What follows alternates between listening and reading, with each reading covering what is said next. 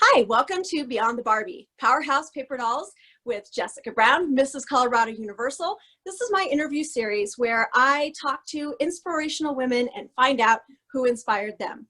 It's called Paper Dolls because each interview is linked to the one before and after with something that they have in common with each other to show the commonalities that we all share and the thread that connects us all. Joining me today is Amber Gallegos, my facial sponsor. Amber, would you please tell us about your wonderful company that has done wonders for my face? Absolutely. So I am the owner of Shed & Co. We are a skincare and massage practice in Inglewood, Colorado. I am a licensed esthetician, and I also have a team of professionals. We all work together to bring the community really unique services in wellness and beauty. The name Shed, my sister actually named Shed because I was telling her, like, when I opened my place, I want it to be a place where people can come get rid of their stress, get rid of their acne, get rid of things in their life that don't serve them in a positive way. And finally she was like, you just want a place where people can shed. And so sometimes people call and they're like, shed, like, is this the right place for a facial? The name is like kind of confusing. But once someone lays on my table, it clicks in their head, and people tell me all the time, like, I was able to shed my anxiety today, or, you know, I'm shedding bad feelings about myself for fine lines and wrinkles. So that's kind of just always been what it's been about. And Well, that explains your email, Let's Shed. yeah, let's shed at Gmail. Yeah. Well, I love that approach. And I've always been such a firm believer in, giving what you've got. And not all of us are billionaires that can set up, charities in Africa like we'd like to, but we all have things of ourselves that we can give. And as a dancer, I have, tried to come from my area of expertise, and we each have this gift, this thing that we can do to help other people. And the reason that you and I connected the way that we have is because we both look at our careers, not as in how can I enrich my own life, but how can I use my skills to enrich others.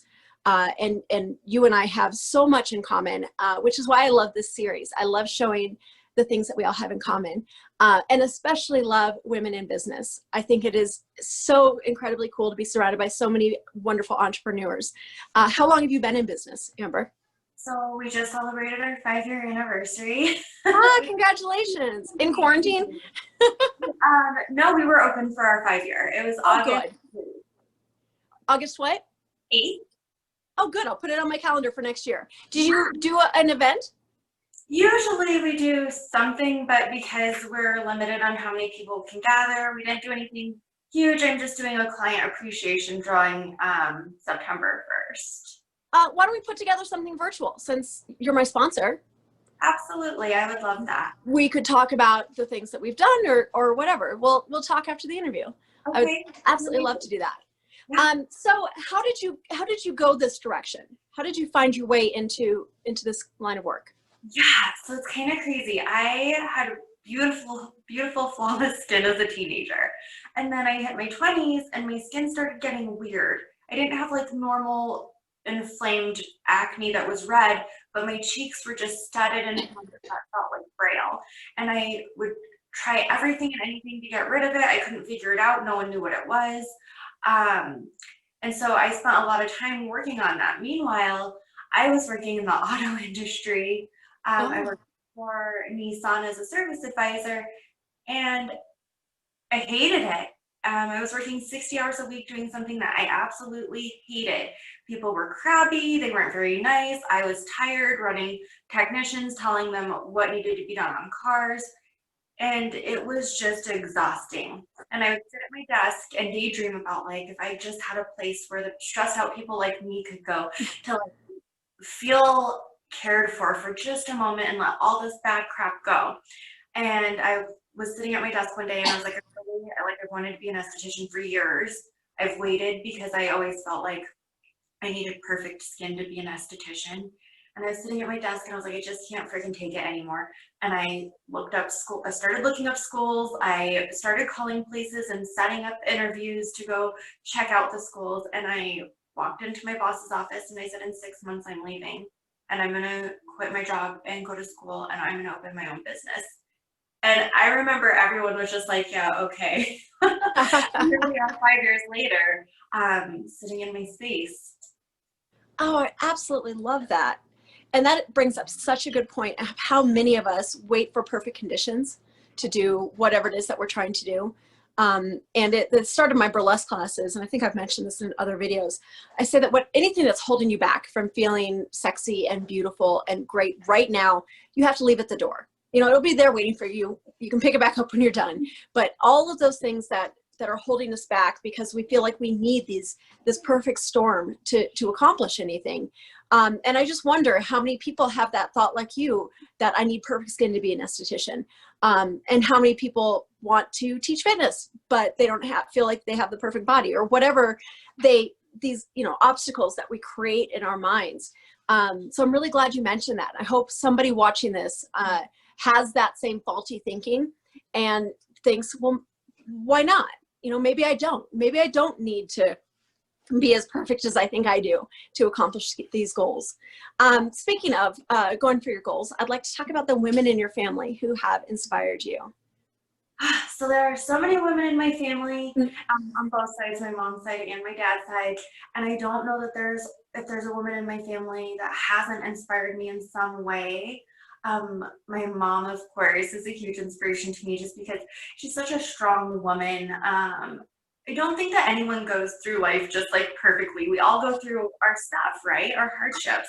And she has just handled everything that's been thrown her way with such poise and grace, and nothing has ever broken that woman, where I feel like a lot of people would have been.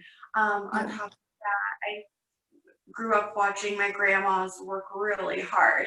And so I have this huge value for work. I think it's so important to be working and doing something that you love and giving back in that way. And we all work really hard. My sister is a hard worker and an entrepreneur. My cousin Melissa is an entrepreneur. Like, we're all hardworking entrepreneurs. And I feel like we are just resilient. And I get that from the women around me and my family. Oh, that's so cool. That theme of resiliency has really popped up a lot in these interviews. And the only commonality of all women that I'm interviewing is that I have to find them inspirational, that I have to have been influenced by them in some way. And like you said, none of them have this perfect story of, a straight line between birth and success, and that ability to keep getting back up seems to be a common theme. And I was really hoping that the more of these interviews that I did, the more commonalities that seem to be the common threads among all successful women would start to appear. And that seems to be a pretty big one. That really does. So what about a piece of advice that has really stuck with you? Oh man, I've had a lot of advice, but just that we always have to keep going and never give up. And then this is my favorite, I think my favorite piece of advice is actually from my dad. My dad said, you can't take care of anyone else until you take care of yourself. And I think he was one of the first people to really teach me about self-care. Before I can welcome people into my space for me to care for them, I have to make sure I'm taking really good care of myself, physically, emotionally, mentally. So that's probably my favorite piece of advice.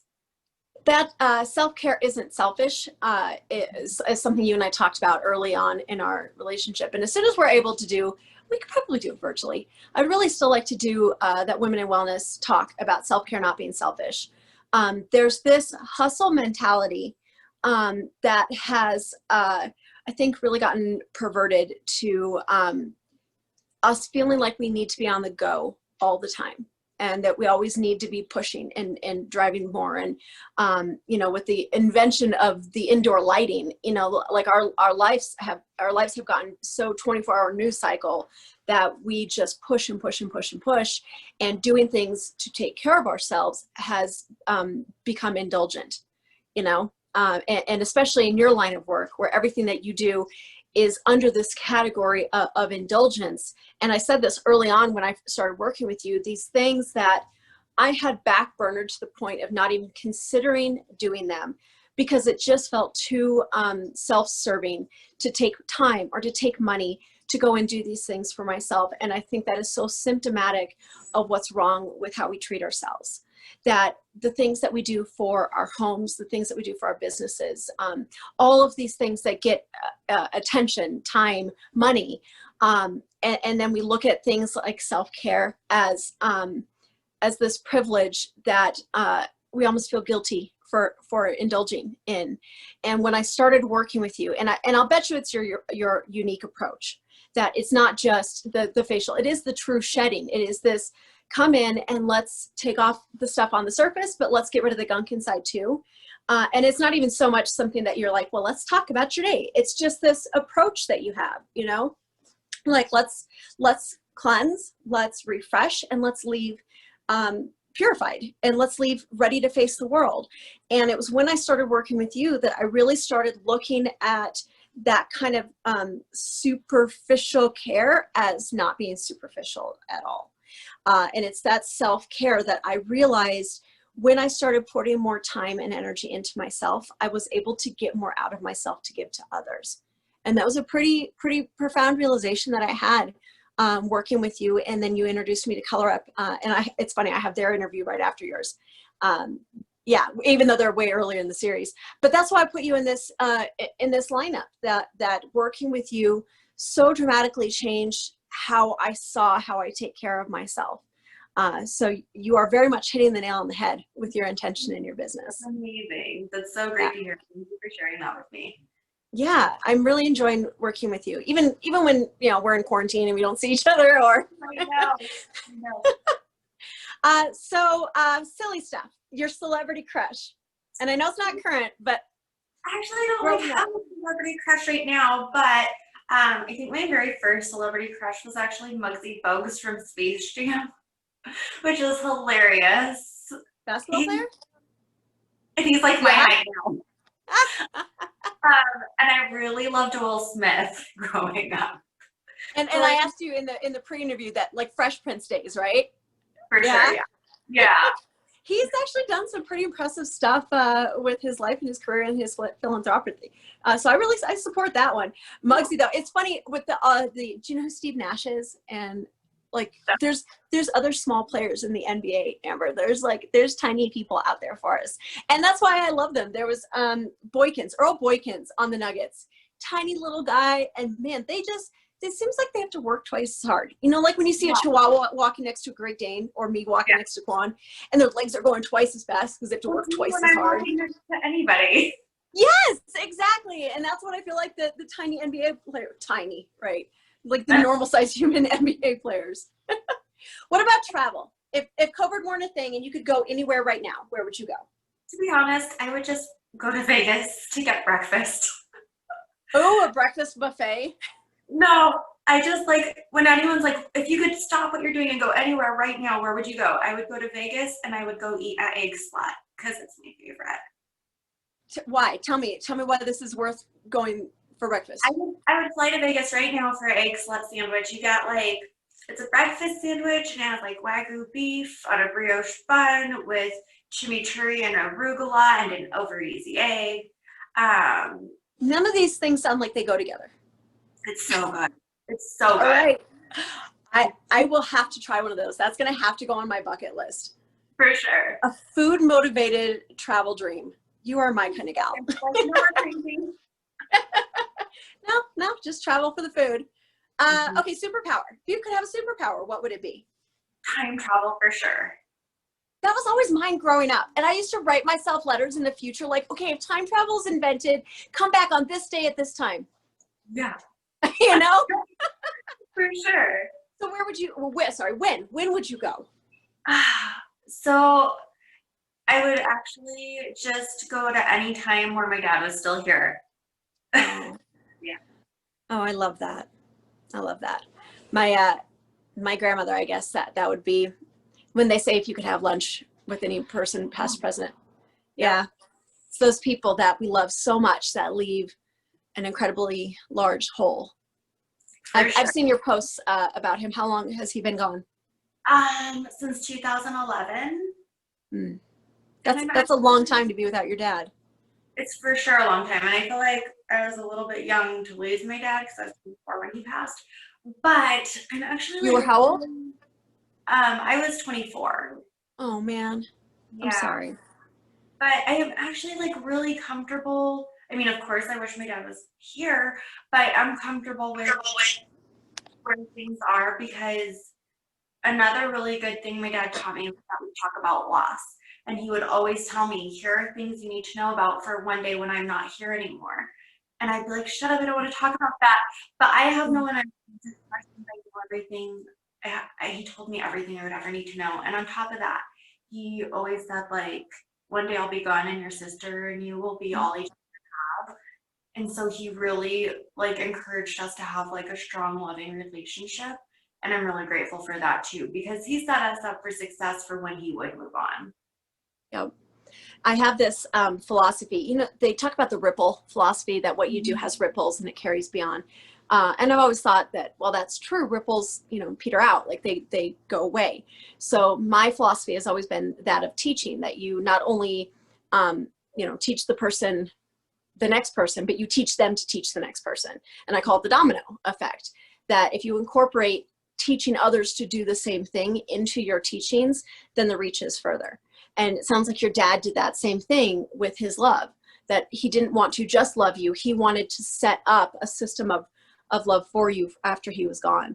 Have you thought of sitting down and writing out all of the things that he taught you and the things that you remember? Actually like putting pen to paper? Yeah, that's a great idea. I haven't thought of that, but that's something I would absolutely do. I was just thinking, what if we got a few of us together who have lost people who have really influenced us, and just put together a collection of, you know, like lessons from those who have passed. And we Yeah. just wrote down the things that we remembered, like a shared document. We just kept piling stuff into it, and just kind of see where it went. That What do you would be think? amazing. Yeah. And then Yeah, those things continue to live on not just through us, but for other people too, because something my dad taught me and could teach you something, or something your grandma taught you could teach me. So I think that's a exactly. beautiful way to honor them and remember them. And we could put like some pictures in, and just some nice memories. And just each chapter is a person who has affected us. Because with this Paper Dolls series, maybe I could just have each of us who are compiled. Because remember, I told you I wanted to put those um, questionnaires that you guys did into book format. What if this was like the what is that, the end of the book, the epilogue? Like, we Yeah. could show how we're all connected, but then we could show how the people who have influenced us. Oh no, it could be the prologue. The people who have influenced us, and then our questionnaires, and then I could finish it with all of how we want to leave our legacies. Oh, I love this. That's a great idea. Evolving I in real love it. time. Very, Yeah. very cool. So you actually are following right behind Marta Boda. She and I competed for Ms. America together, which is really interesting because in my head, I was certain that we had competed for Mrs. International together, which was in like 2007, because in my memory, I was this little kid looking up at her, and she was just so elegant and so sophisticated and so graceful. And so I thought for sure it was back from my 20s. And then in the interview, she's like, no, we competed for Ms. America together in 2016. So my memory, felt like so long ago, and I felt so childlike in that memory. It's just amazing what's changed in the past 4 years, you know. But you're connected to her because you both have been influenced by Audrey Hepburn, and she actually did her makeup for some television promotion, and she was just so influenced by the her philanthropic spirit, and by just her general nature. So I really think it's neat that that was what you picked up on with her. So what is it about Audrey Hepburn that has had an effect on you? Gosh, I love anytime I see anything that has Audrey in it. It's just the way she carries herself. It's her entire everything about her. I always felt like she was so poised and beautiful, very kind. She always had great things to say. I think one of my favorite quotes from her is, "Nothing is impossible. The word itself says I'm possible." Ooh, I haven't So heard that one. yeah, she has so many amazing quotes, and I just think she's when you think of women who just like went out and did the damn thing, that's who you think Yes, of. Yeah. absolutely. Well, speaking of women who went out and did the damn thing, I'd like to finish with your platform, your current mission, and then I'd like to know what you want your legacy to be, what you want to leave behind. So what is your current mission? What matters to you? Something that's really important to me and has been for years is talking about human trafficking. Right now, this is something that's actually really in the front of us. Like people are talking about trafficking a lot more. And I'm excited to see that because when I first started doing work with human trafficking, people would be like, really? Human trafficking in Colorado? Human Right. trafficking in Denver and Littleton and It Lakewood? seemed so third world. We seemed really detached from it. Absolutely. And so working to get people to understand like human trafficking happens in every single neighborhood, in every single state in our country and around the world. Human trafficking is there. It affects men, women, children. It affects all of us really. And it does affect my industry specifically is how I got into it because I know that a lot of times the waters get a little muddy with massage and but oftentimes the women who are doing sex work through the guise of massage are being trafficked. And so it's really important to address that and to put it out there that, you know, we can't joke about things like happy endings because then that it kind of makes it seem like it's okay. It normalizes it. It normalizes sex work and human trafficking. And so it's just something that because that situation is so often trafficked women that it's not just a sex worker making money off of, you know, the oldest profession. It's typically women who are in a slavery situation. Well, Quan and I launched our nonprofit last year, and because it's our own, we get to be really eclectic and kind of just like, ooh, that's something we want to work on. And this year we are getting into awareness and advocating for trafficking, victims of trafficking, awareness of trafficking. It is something that's really new to us, but it's something that we're both really passionate about. So I would like to involve you in it and pick your brain and coordinate going forward. So I'm really glad that you brought that up. But what about your legacy? What you want to be remembered for? You know what? I want to be remembered for being someone who loves unconditionally. I think a lot of times, like especially now, I see it a lot on social media. Like if you don't think XYZ, I'm turning out, or if you do this, don't talk to me ever again. And for me, I really think that it's important that we start to realize that if we only surround ourselves with people who think like us, our impact in the world is going to be so very small. I want to be surrounded by people who think differently and have different views, and I want to love them unconditionally and give them a space where they know they can come to me with anything they're struggling with. I'm not going to judge them. I'm just going to love them and hear them. But then we can give that to others. We got to stop treating each other like crap, and we got to start loving and supporting one another. So if you could beam yourself into the living room of everyone in America right now, the message that you would give them would be to what? Oh, did you freeze? Uh-oh, I might have lost you. Are you frozen? I'm sorry? If you could beam, yeah, we're just getting, we're losing our connection. Uh-oh. I'll message you to answer that question. Okay. Can you hear me? Can you hear me? No. Yeah, I can hear you. Darn it. I will message you. Okay, because that's where I'd like to end. I can hear you, so if you want to answer, you can go ahead. Oh, just that we have to be kinder to ourselves and to each other.